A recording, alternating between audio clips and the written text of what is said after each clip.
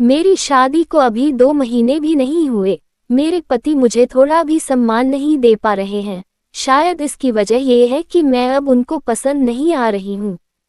मुझे समझ नहीं आ रहा है कि मैं क्या करूँ। पति पत्नी के बीच के इतने सारे विवादों से वास्ता पड़ता रहने और नज़दीक से दोनों की मन की बातों को जानने के कारण आपके सवाल का जवाब देने का मन कर गया। अब ये जवाब पढ़कर अगर किसी एक घर को भी टूटने से बचा सका तो जवाब लिखना सार्थक हो जाएगा। हालांकि वकील की कमाई ही आपसी विवाद से होती है, फिर भी अपने पैरों पर खुद कुल्हाड़ी चलाने में भी कभी कभी मजा आता है। इसलिए अब आपको बताता हूँ कि क्या करें जब पति सम्मान, प्यार या अटेंशन ना दे।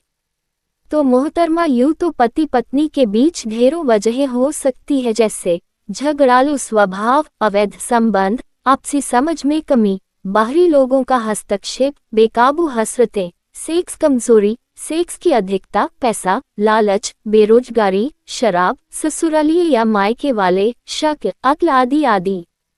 अब क्योंकि उपरोक्त सभी परेशानियों का हल एक जवाब में बता पाना संभव नहीं, इसलिए आपको एक ही हल बताता हूँ जो अकेला ही ऐसा हल है जो उपरोक्त सारी समस्याओं को हल कर देगा। और वो हल है पति पत्नी के बीच आपसी प्यार का होना। अब क्योंकि जहाँ प्यार होगा वहाँ समस्या हो ही नहीं सकती। अब प्यार तो सब कर लेते हैं, पर प्यार कैसे करें कि प्यार के बदले प्यार मिले तथा प्यार कायम रहे या बना रहे, ये भी एक महत्वपूर्ण विषय है। अब आपको अपनी एक क्लाइंट का सच्चा किस्सा सुनाता हूँ जिन्होंने मुझसे फ़ोन पर कानूनी सलाह ली थी। अब क्योंकि वकील और क्लाइंट के बीच होने वाली बातचीत पूरी तरह से गुप्त रहती है, तो मैं अपनी क्लाइंट के बारे में कोई डिटेल कभी शेयर नहीं करता, इसलिए उनका नाम भी काल्पनिक बताता हूँ। तो उनका काल्पनिक नाम था मधु। तो मधु जी से फ़ोन पर बात हुई तो उन्होंने बताया कि उनकी शादी को 2 साल होने जा रहे हैं और अब उनके पति उनसे वैसा प्यार नहीं करते जैसा शादी के शुरू में करते थे, और न ही उन पर कोई ध्यान देते तथा कई बार उनसे लड़ाई में तलाक लेने तक को कह चुके हैं। तो वो जानना चाहती थी कि पति यदि तलाक लेना चाहे तो वो पति को कैसे रोक सकती है, क्योंकि उनके मुताबिक वो दिलो जान से पति को चाहती थी और पति के लिए कुछ भी कर सकती थी। अब शुरुआती पूछताछ के बाद मैं समझ गया कि उनकी समस्या उनका आवश्यकता से अधिक पति को प्यार करना था। चौंके मत, मैं सही कह रहा हूँ, अति प्यार की भी बुरी होती है।